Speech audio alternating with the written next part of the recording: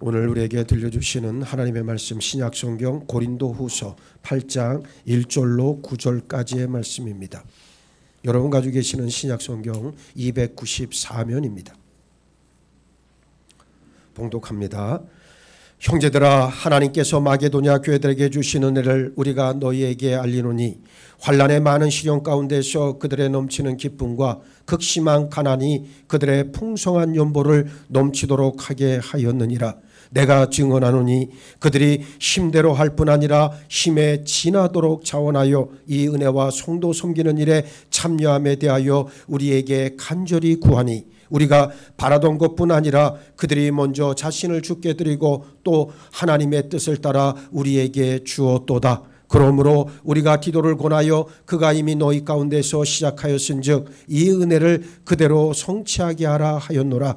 오직 너희는 믿음과 말과 지식과 모든 간절함과 우리를 사랑하는 이 모든 일에 풍성한 것 같이 이 은혜에도 풍성하게 할지니라. 내가 명령으로 하는 말이 아니요 오직 다른 이들의 간절함을 가지고 너희의 사랑의 진실함을 증명하고자 함이로라. 우리 주 예수 그리스도의 은혜를 너희가 알거니와 부유하신 이로써 너희를 위하여 가난하게 되심은 그의 가난함으로 말미암아 너희를 부유하게 하려 하심이라. 아멘. 자, 우리는 하나님을 예배하기 위해서 교회에 나오고 봉헌 생활도 합니다. 우리가 드리는 헌금의 진정성이라고 하는 것은 액수가 아니라 비율에 있음을 성도는 유념해야 합니다. 살아가기 위해선 반드시 돈이 필요하지요. 돈이 뭡니까? 어떤 사람은 피와 같다 말하는 사람도 있습니다. 일견 피가 없이는 살 수 없고 피가 곧 생명인 것처럼 한 사람의 삶에 있어서 돈은 반드시 필요하다는 뜻인 것 같아요.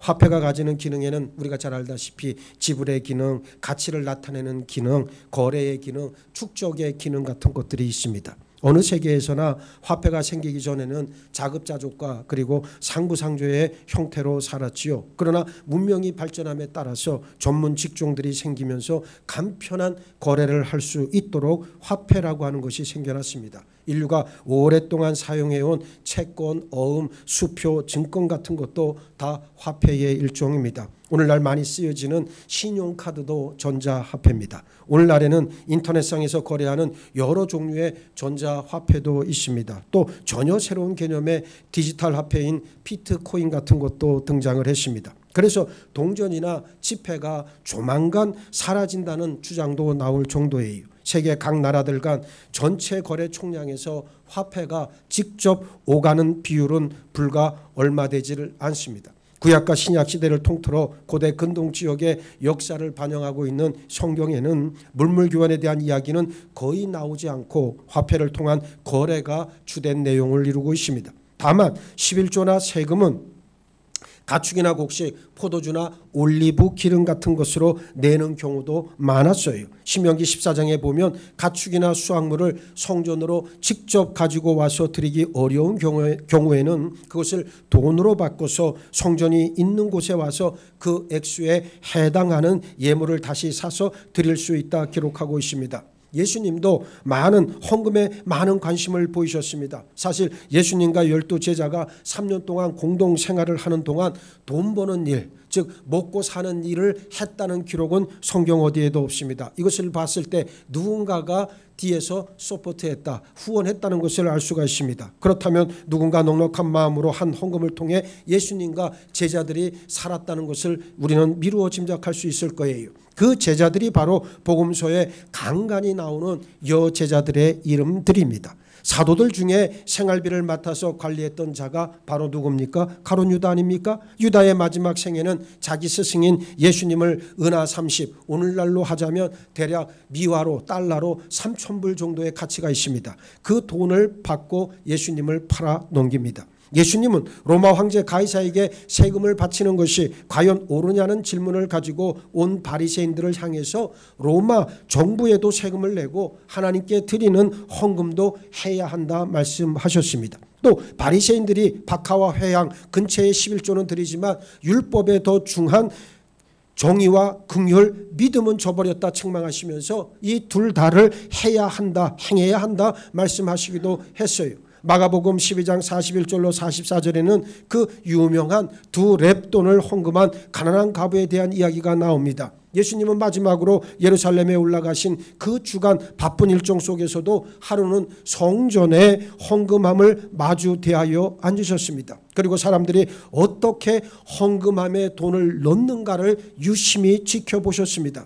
여러 부자는 많은 양의 돈을 내었어요. 당시는 오늘날처럼 지폐나 수표 같은 게 없었기 때문에 많은 양의 돈과 적은 양의 돈은 확연한 차이가 있었습니다. 그런데 그 와중에 한 가난한 과부가 와서 두 렙돈 곧 한 고드란트를 헌금함에 넣었습니다. 두 렙돈 즉 한 고드란트라고 하는 것은 성인 한 명의 하루 품삯에 얼마냐면 65분의 1 정도밖에 안 되는 아주 적은 양의 돈입니다. 이 여인이 그러니까 오늘날 이 하루 품삯을 우리가 계산하기 좋게 10만 원이라고 한다면 대략 얼마 정도 됩니까? 한 1,500원 정도 되는 그런 돈의 가치를 말합니다. 이 여인이 이렇게 헌금하는 것을 보신 예수님은 제자들을 부르셔서 내가 진실로 너에게 이르노니 이 가난한 과부는 헌금함에 넣는 모든 사람보다 많이 넣었도다 말씀하셨습니다. 양으로 보자면 분명히 가장 적게 넣은 것일 수 있어요. 그러나 예수님은 전혀 그렇게 여기지 아니하시고 가장 많은 양을 넣었다 말씀하셨습니다. 왜 그렇습니까? 그들은 다 그 풍족한 중에서 넣었거니와 이 과부는 그 가난한 중에서 자기의 모든 소유 곧 생활비 전부를 넣었느니라. 모든 것을 아시는 예수님은 그 과부가 한 이 헌금이 그녀가 가진 모든 소유, 생활비 전부라는 것을 제자들에게 말씀해 주셨습니다. 그러니까 비율로 따지면 이 여인이 한 헌금은 100%였다는 말씀입니다. 이 여인보다 먼저 많은 양의 헌금을 한 어떤 부자들도 자신들 재산의 100%를 드린 사람들은 없다는 말씀이에요. 이것으로 우리는 하나님께서 보시는 헌금은 양이 아니라 비율이요, 겉모습이 아니라 진실성에 있음을 확실하게 알 수 있습니다. 오늘 말씀을 통해 깨닫고 실천하는 은혜가 여러분들에게 충만히 임하길 축복합니다. 먼저 그들의 넘치는 기쁨과 극심한 가난이 그들의 풍성한 연보를 넘치도록 하게 했다. 오늘 본문은 말씀하고 있습니다. 지금 사도 바울은 마케도니아 지방 그러니까 빌립보, 데살로니가, 베레아 같은 교회가 있는 지역에 머물고 있습니다. 사도 바울이 제2차 선교 여행에서 세운 교회들입니다. 바울은 제3차 선교 여행이라고 불리는 에베소 지역에서 3년 정도 사역을 마치고 마게도니아 지방을 거쳐서 고린도를 들러 다시 에베소 지역 인근 밀레도라고 하는 도시를 거쳐 예루살렘으로 올라가는 여정 가운데 있었습니다. 사도 바울은 선교 여행 동안 예루살렘에 있는 성도들이 기근으로 극심한 가난에 처하게 되자 그들을 돕기 위한 구제 헌금을 걷는 일을 했어요. 마침 바울이 마케도니아 지역 교회들을 방문했을 때 그 교회들이 어떻게 이 일에 참여했는지 고린도 교회에게 알려주겠다 말씀합니다. 물론 마케도니아 교회를 예로 들어 고린도 교회를 격려하고자 하는 의도에서 그랬습니다. 이렇게 마케도니아 지역 교회들이 참여한 이 일을 사도 바울은 하나님께서 마케도니아 교회들에게 주신 은혜다 부르고 있습니다. 무슨 뜻입니까? 우리가 얻는 수입과 그 수입에서 다시 하나님께 드리는 행위는 근본적으로 모두 다 하나님이 베풀어 주신 은혜의 결과라는 말씀입니다. 우리가 11조를 드리는데 10의 1조 우리 수입의 10분의 1만이 하나님의 것이라는 말이 아니고 모든 것이 다 하나님의 것인데 그중에서 우리가 10분의 1을 떼어서 하나님께 바치는 게 11조의 본 정신이에요. 그러니까 모든 것이 다 뭡니까? 하나님께서 주신 은혜라고 하는 사실을 인정하고 시인하라고 하는 말이에요. 이제 마게도니아 교회 이 교인들도 이러한 일을 지금 감당하고 있다고 이야기를 하는 거죠. 그래서 마케도니아 지역 교회들이 이렇게 하나님의 은혜에 참여하고 체험한 것처럼 우리도 그렇게 우리가 믿음 생활을 감당해야 할 줄로 믿습니다. 그러면 마케도니아 교회들의 상황은 어땠습니까? 첫 번째, 먼저 그들은 환난의 많은 시련 가운데에서 살고 있었다 그랬습니다. 정부와 그 다음에 이전 해당 동료와 친구 이웃으로부터 상당한 조롱과 따돌림과 핍박, 모욕 을 당했습니다. 이게 초대교회가 처해진 현실이었어요. 초대교회 때는 예수를 믿는다는 이유로 잡히면 아주 극심한 처형 또 화형 이런 말할 수 없는 고난과 핍박의 연속이었다는 거 우리가 알고 있잖아요. 많은 시련 가운데 살아가고 있었습니다. 두 번째, 그들은 넘치는 기쁨과 극심한 가운데에서 살았습니다. 서로 상반되는 거지만 이게 참 재밌는 표현입니다. 극심한 가난 가운데서도 저들은 어땠다는 거예요? 넘치는 기쁨이 있었다는 거예요. 예? 오늘 여러분들 보세요. 많은 성도들 가운데 대부분의 사람들은 경제적인 문제로 인해서 늘 고민하잖아요. 힘들다, 어렵다, 뭐 이러면서 얘기를 하잖아요. 그렇죠? 근데 사실은 가난하다라고 하는 것이 불편한 일이긴 하나, 그러나 우리의 영혼이 가난함으로 인해서 좌우될 필요는 없는 성질의 것이라는 거 금방 생각해보면 알 수가 있습니다. 극심한 가난 가운데서도 기쁨이 넘쳤다는 이 데살로니가 이 마케도니아 교인들의 모습을 여러분들은 생각을 해봐야 됩니다. 참 부조화된 말이지만 누구라도 이 말처럼 되고 싶지는 않을 거예요. 그런데 사실 우리 가운데는 이렇게 넘치는 기쁨과 극심한 가난 가운데 살아가는 사람들도 분명히 있을 겁니다. 중요한 것은 성도의 삶이 본질적으로는 청빈한 삶을 지향해야 된다는 말이에요. 우리가 사치하고 그다음에 세상의 어떤 물질 뭐 이런 것들에 돈에 얽매일 필요가 없다라고 하는 것을 알고 있어야 됩니다. 그래서 넘치는 기쁨 뒤에 어떤 어려움과 환난이 따라온다 해도 성도는 마땅히 넘치는 기쁨을 근본적으로 잃어버려서는 안 된다. 세 번째, 더 놀라운 사실, 환난, 시련, 극심한 가난 가운데에서 기쁨을 잃지 않고 풍성한 연보를 넘치게 했다는 사실이에요. 극심한 가난 가운데에서 풍성한 연보를 할 수 있습니까? 안 돼요. 풍성한 연보를 할 수 있다는 게 그게 말처럼 쉽지는 않지요. 우리 예수님이 친히 주목하시고 말씀하신 그 여인의 헌금을 기억하면 우리는 환난과 많은 시련과 극심한 가난 가운데에서도 전혀 기쁨을 잃지 않고 풍성한 헌금 생활을 할 수 있다는 것을 알 수가 있습니다. 이것이 바로 하나님께서 마케도니아 지역교회 성도들에게 베풀어 주신 은혜예요. 우리에게도 이런 하나님의 은혜가 임할 수 있기를 진심으로 축복합니다. 둘째, 마케도니아 교회는 헌금하는 일에 있어서 기쁨과 자원함, 적극성과 진실함으로 먼저 자신을 주께 드리고 하나님의 뜻을 따라 예루살렘 교회를 위해 연보했습니다. 사도 바울은 자신이 그들에게서 본 것을 좀 더 자세하게 증언하고 있습니다. 그들이 힘대로 할 뿐 아니라 힘에 지나도록 자원하여 그랬습니다. 누구에게나 생존과 일상생활을 위한 최저생계비라는 것이 있을 거 아니겠습니까? 그 최저생계비의 한계를 넘어서 드리는 헌금이 바로 힘에 지나도록 하는 것을 말합니다. 마케도니아 교회 성도들은 그렇게 했고 그것을 자원함으로 감당했다는 말입니다. 여러분, 우리 믿음 생활의 모든 것은 자원함에 근거한다는 사실을 가슴에 새기시길 바랍니다. 스스로 기뻐함으로 하나님께 시간과 힘과 재물을 드릴 때 하나님께서 영광을 받으시고 기뻐하십니다. 교회에 한 번 오더라도 청소를 하거나 주방 봉사를 하더라도 단 1,000원의 헌금을 드리더라도 우리는 반드시 자원함으로 기쁨으로 누군가 강요에 의해서가 아니라 눈치를 보면서 하는 것이 아니라 하나님께서 받으실 만하게 해야 한다는 사실입니다. 자원하면서 더 나아가 마케도니아 지역 교회들은 적극적으로 이 일에 참여하고자 사도 바울에게 간절하게 구했습니다. 그러므로 우리가 열심히 일하는 이유가 뭡니까? 하나님께서 은혜를 주시면 더 많이 받아서 더 많이 드리기 위해서라는 사실을 꼭 아셔야 됩니다. 이 일에 기쁨과 자원함, 적극성과 진실함이 있어야 한다는 사실입니다. 5절, 우리가 바라던 것뿐 아니라 그들이 먼저 자신을 주께 드리고 또 하나님의 뜻을 따라 우리에게 주었도다 말씀합니다. 마케도니아 지역 교회들은 사도 바울이 기대했던 것보다 훨씬 더 성숙한 모습을 보였습니다. 이런 기쁨과 자원함 그리고 적극성과 진실함으로 먼저 자신들을 하나님께 드렸다는 말씀이에요. 우리가 하나님께 제물을 드릴 때 제물보다 먼저 우리 자신을 드려야 하는 것임을 분명히 알아야 합니다. 이해해야 되잖아요. 근데 이걸 얘기 안 한다고. 이걸 얘기하면 사람들이 부담 가지니까. 그래서 제 얘기만 나오면 눈을 지지 감고 하나님 말씀 듣지 않는 사람들 많아요. 우리 교회는 없지만 다른 교회는 부지기수요. 그러니까 말씀이 자꾸만 어떻게 됩니까? 희석되고 타협해버립니다. 세상과 타협하는 거예요. 마귀가 바라는 바요. 오늘날 하나님의 말씀을 듣고 양심에 찔려서 가슴을 찢고 가슴을 치는 일이 일어나야 되는데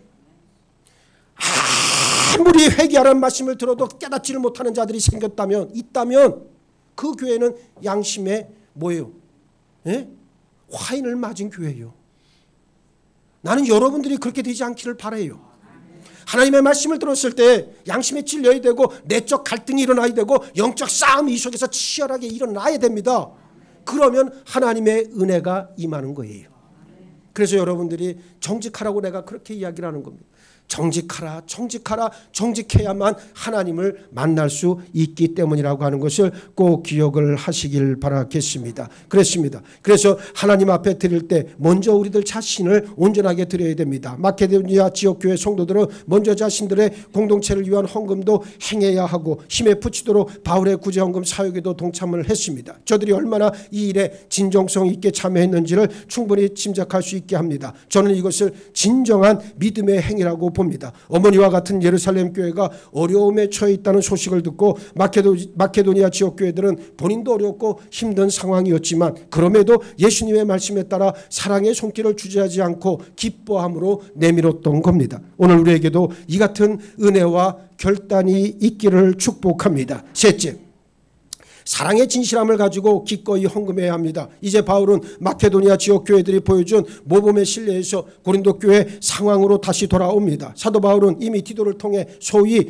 근심의 편지를 써서 구제 헌금에 동참해 달라는 부탁을 했었고 고린도 교회는 이 일을 꾸준히 해오고 있었습니다. 바울은 고린도 교회가 동참하는 이 사역도 역시 은혜라는 말로 부르면서 계속해서 성취해 줄 것을 격려하고 있습니다. 그러면서 고린도 교회에 이미 풍성한 것이 무엇인지 열거하고 있잖아요. 믿음과 말, 지식, 모든 간절함, 그리고 사도 바울 일행을 사랑하는 것 같이 이미 고린도 교회는 말과 지혜와 지식 그리고 여러 가지 은사를 풍성하게 받아서 누리고 있었습니다. 더 나아가 이제는 간절함과 사랑까지도 풍성했다 그랬어요. 사도 바울이 고린도전서 13장에서 말씀하신 그 사랑이 실제로 교회 안에서 풍성하게 열매를 맺고 있다는 말씀입니다. 이제는 이러한 구제 헌금에도 풍성하게 참여해달라 부탁하고 있습니다. 8절을 보세요. 내가 명령으로 하는 말이 아니요 오직 다른 이들의 간절함을 가지고 너희의 사랑의 진실함을 증명하고자 함이로다 말씀하고 있습니다. 그러면서 사도 바울은 다시 한번 이런 부탁은 결코 명령이 아니라 분명히 말하고 있다는 얘기입니다. 명령 할당 눈치채면 어쩔 수 없이 하게 되는 부담 같은 것은 결코 바른 태도나 자세가 아니라는 말입니다. 대신 마케도니아 지역 교회들의 간절함을 고린도 교회에 제시함으로써 고린도 교회가 그들이 가진 사랑의 진실성을 드러내도록 하고 있습니다. 우리가 누구에게 뭔가를 줄 때에는 진실함과 사랑으로 해야 되지 않겠습니까? 더욱이 하나님께 드릴 때 하나님의 은혜를 체험하고 동참하는 일을 할 때에는 자원함과 기뻐함, 진실함과 사랑으로 해야 한다는 사실을 꼭 기억하시길 바랍니다. 우리 또한 하나님 앞에서 오늘까지 은혜 가운데 살아온 나날들에 대한 자원함과 기쁨 가운데 진실한 마음으로 사랑과 감사를 표할 수 있게 되기를 예수의 이름으로 축복합니다. 사도 바울은 본문 구절을 통해 우리 주 예수 그리스도의 은혜를 너희가 알거니와 부유하신 이로써 너희를 위하여 가난하게 되심은 그의 가난함으로 말미암아 너희를 부유하게 하려 하심이라 말씀하고 있습니다. 이제 사도 바울은 마케도니아 지역 교회들이 고린도 교회가 그리고 우리 교회가 이렇게 풍성한 연보로 하나님의 은혜를 체험하고 동참할 수 있는 근본적인 근거로 우리 주 예수 그리스도의 은혜를 제시하고 있습니다. 우리 모두가 예수 그리스도의 은혜를 체험했고 그 은혜로 지금 살아가고 있고 그 은혜 중에 다시 예수님을 만날 때까지 나머지 믿음의 삶을 남아있는 생을 살아가야 될 그런 존재라고 하는 것을 우리는 잘 알고 있습니다. 바울은 예수님에 대해 부유하신 이로써 여러분을 위해 가난하게 되셨다 선언하고 있습니다. 하나님의 본체시요 하나님과 동등하신 분이지만 온 우주를 합친 것보다 더 부유하시지만 하나님이시기에 하나님의 부유함이 있으시지만 낮아지시고 사람이 되시고 십자가를 지시고 저 음부에까지 낮아지셨습니다. 부유하신 그분이 당신 자신을 온전히 내어주셨어요. 우리 주 예수님이 이렇게 되심은 온전히 가난한 우리를 위해서였다는 사실입니다. 예수님은 실제로 낮아지셨어요. 실제로 가난하셨고 실제로 사람이 되셨고 실제로 고난을 당하셨고 실제로 십자가를 지셨고 실제로 물과 피를 다 쏟으시고 죽음을 맞이하셨습니다. 실제로 음부에까지 내려가셨습니다. 이 실제가 중요하다는 말입니다. 우리의 믿음은 그래서 논리나 추론이 아니라 실제 일어난 일, 영적 실상에서 실제로 일어난 그 일을 내가 믿고 알고 깨닫고 그것을 내 믿음으로 다시금 고백하는 행위 아니겠습니까? 그래서 예수님의 실제로 하신 이 일들이 오늘 우리의 심령 가운데 온전히 각인되어야 될 줄 믿습니다. 상상이나 추론이 아니라 실제로 되어진 일들임을 내가 믿고 나아가야 됩니다. 음부와 사망이 우리 예수님을 가두거나 속박할 수 없었다는 이 사실이 중요한 거예요. 그래서 오늘 여러분들 가운데 삶의 공간 가운데 놓여 있는 분들, 경제적인 문제로 어려움 가운데 놓여 있는 분들, 육신의 질고로 인해서 고통 가운데 있는 분들, 말할 수 없는 속박 가운데 갇혀 있는 분들이 있다면 어떻게 해야 됩니까? 예수 그리스도 이분을 어떻게 했습니까? 음부와 사망이 예수님을 가두거나 속박할 수 없었듯이 우리 또한 그럴 수 없다는 사실을 시인하고 선포하면 됩니다. 예수의 이름으로 여러분들이 선포하는 순간 모든 육신의 질고와 모든 귀신은 떠나가고 하나님의 은혜의 역사가 새롭게 열릴 줄 믿습니다. 안에서 그래요. 여러분들이 안에서 그렇습니다. 정말 하나님의 뜻 안에서 여러분의 믿음을 창대케 하시길 바랍니다. 그 깊이를 깊이 하시고, 이제는 믿음이 별거 아니잖아요.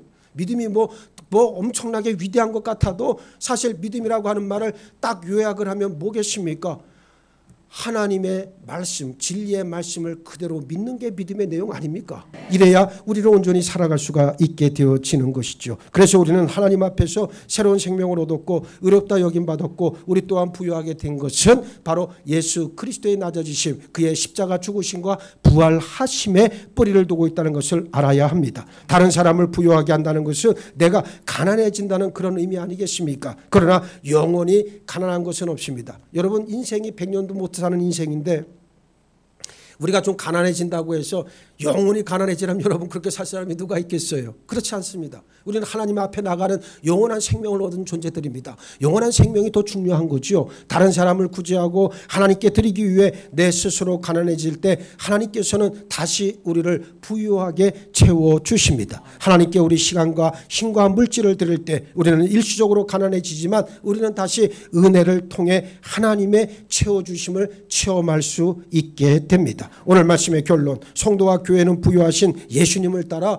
부유하게 우리 이웃을 섬겨야 될 존재들입니다. 오늘은 맥주감사주일로 지키죠. 그 옛날 이스라엘 백성들이 하나님의 구원의 섭리에 의해 종살이하던 애굽을 탈출한 유월절, 이 유월절이 지나고 50일째 되는 날을 뭐라고 부릅니까? 지금 수수께끼 낸 거예요. 뭐요? 77절? 우리 장로님 77절 말씀하셨는데 77절은 뭐가 왜 77절이? 왜 77절이라고 그랬을까? 77에 49. 그 다음날 50일째 되는 날이 77절이요. 그래서 77절. 왜 오순절입니까? 다소도 10순, 10순. 그래서 뭡니까? 50일이 지난 날. 그래서 오순절이 된 겁니다. 그래서 맥추절. 지금 한국교회 와서 약간의 의미가 바뀌어서 그런데 사실 이스라엘 땅에는 보리를 심지를 않아요. 그래서 밀의 첫 수확 때를 이 맥추절로 지키는 거예요. 우리나라에서는 요 때가 보리잖아요. 그렇죠? 옛날 여러분들이 6.25전쟁 나고 외정 살고 6.25전쟁 났을 때 보릿고개를 안 겪어봐서 여러분들은 잘 모르실 거예요. 근데 나는 보릿고개를 겪어봐서 아는데 먹을 게 없잖아요. 먹을 게 없으니까 뭘 먹어? 보리 그쵸? 예, 보리. 예? 그 보리 먹었잖아. 그 보리도 그 뭐 온전하게 다 여물었습니까? 안 여문 거, 그쵸? 그거 막 물 허연 물이 찍찍 나오는 거 그거 막 먹고 대충 먹고 우리 살았어. 예? 개떡 쪄 먹고. 예? 보리 저 산에 올라가서 쑥떡 쑥해다가 막 먹고 그랬잖아. 나만 그렇게 살았던 걸로 알고 여러분들은 아주 편안하게 사신 걸로 난 그렇게 알겠습니다. 저도 다 들은 얘기죠. 뭐 예, 들은 얘기지만 마치 내가 겪은 것처럼 한번 꾸며봤습니다. 그런데 맞아요, 여러분. 그래서 우리나라에 와서는 이 맥추절이 된 거예요. 그래서 보리의 첫 수확을 드린다 그래서 맥추라는 말을 우리가 쓰는 건데 뭐 그건 중요한 건 아닙니다. 이 명절이 가지고 있는 의미가 제일 중요하죠. 뭡니까? 하나님은 부유하십니다. 그 부유하심으로 우리를 구원하셨고 지금도 우리를 인도하고 계신다는 사실이에요. 하나님의 자녀는 일평생 부유하신 하나님의 은혜에 감사함으로 나가야 하고 부유하시지만 가난한 우리를 부유하게 만드시기 위해 몸소 가난해지신 우리 예수님을 바라보고 따라야 할 존재인 줄 믿습니다. 우리는 예수님의 부유하게 하시는 은혜를 체험했기 때문에 이미 우리는 부유한 존재들이 되었다는 그러한 사실입니다. 그래서 여러분들이 믿음의 고백을 드릴 때 나는 부유합니다. 우리는 부유합니다. 우리 교회는 부유합니다. 자꾸만 외칠 수 있는 여러분 모두가 되기를 바랍니다. 아유, 난 가난해서 못 살겠어요. 난 정말 사는 게 너무너무 힘들어요. 이게 전부 다 뭐 자신의 비난함을 드러내는 말들이잖아요. 그렇죠?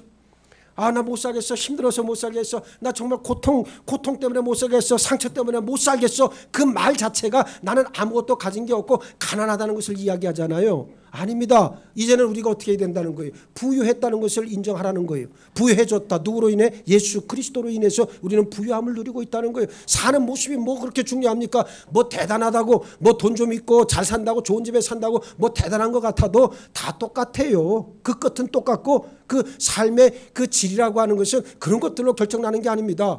정말 중요한 것은 내가 누구를 바라보고 누구와 함께 가고 있느냐가 제일 중요하다는 거지.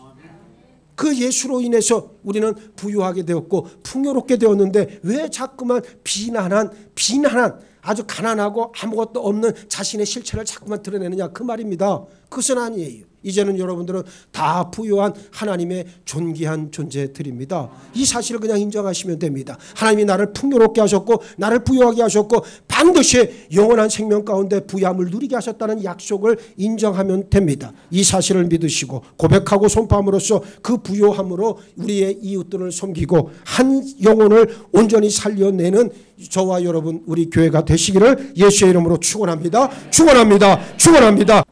실제로 낮아지셔서 사람의 몸을 입고 이 땅에 오셔 십자가를 지시고 물과 피를 다 쏟아내시고 죽으시고 음부로 내려가신 그 예수 그리스도, 부유하시지만 가난한 우리를 부욕케 하시기 위해 스스로 가난의 길을 걸어가셨던 예수님을 바라보며 그분 안에서 그분과 함께 믿음의 길에서 승리하는 저희 모두가 되기를 원합니다. 나는 이제 부유합니다. 우리는 부유합니다. 우리 가정 또한 부유합니다. 담대하게 선포하며 나아갈 때 모든 비난한 것들이 우리 앞에서 떠나가는 역사 있게 하시고 하나님의 가득히 채워주시는 풍성함의 역사가 날마다 우리 믿음 위에 믿음으로 강성하게 채워지는 놀라운 기적의 역사를 허락하여 주옵소서. 감사하오며 우리 주님 예수 그리스도 이름 받들어 기도하옵나이다. 아멘.